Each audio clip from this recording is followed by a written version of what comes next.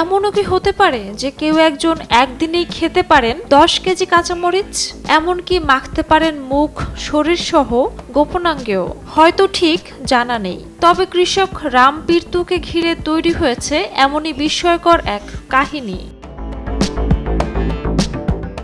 ভারতের মেঘালয়ের east জায়েন্টিয়া hills জেলার বাতাও গ্রামের কৃষক রাম পিরতু সম্প্রতি সামাজিক যোগাযোগ মাধ্যমে ভাইরাল হওয়া একটি ভিডিওতে দেখা গেছে তিনি এক বসায় প্রায় 10 কেজি শুকনো মরিচ খেয়েছেন, অথচ তার চোখে পানি কিংবা এক ফোঁটাও ঘাম ঝরেনি। রামের দৈনন্দিন খাবারও ভীষণ অদ্ভুত। দিন শুরু করেন মরিচ মিশ্রিত চা দিয়ে, দুপুরে খান মরিচ মাংসের ঝোল আর রাতে খান কাঁচা মরিচ। তিনি বলেন, ছোটবেলা থেকেই মরিচ খেয়ে আসছি, এখন আর কোনো ঝালই অনুভব হয় না।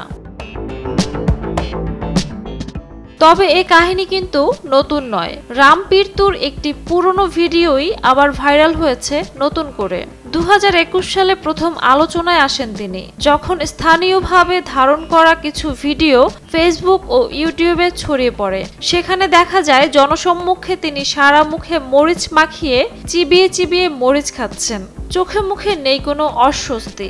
আবার কিছু লোক দাবি করেছেন তিনি মরিচের গুঁড়ো সাবানের মতো শরীরে মাখিয়ে গোসল করেন। তবে এসব দাবির সবই যে প্রমাণিত তা কিন্তু নয়। জায়েন্টিয়া হিলস অঞ্চলে মরিচ চাষ ও মরিচ খাওয়া বহুল প্রচলিত হলেও রামের সহনশীলতা সত্যি বিস্ময়কর।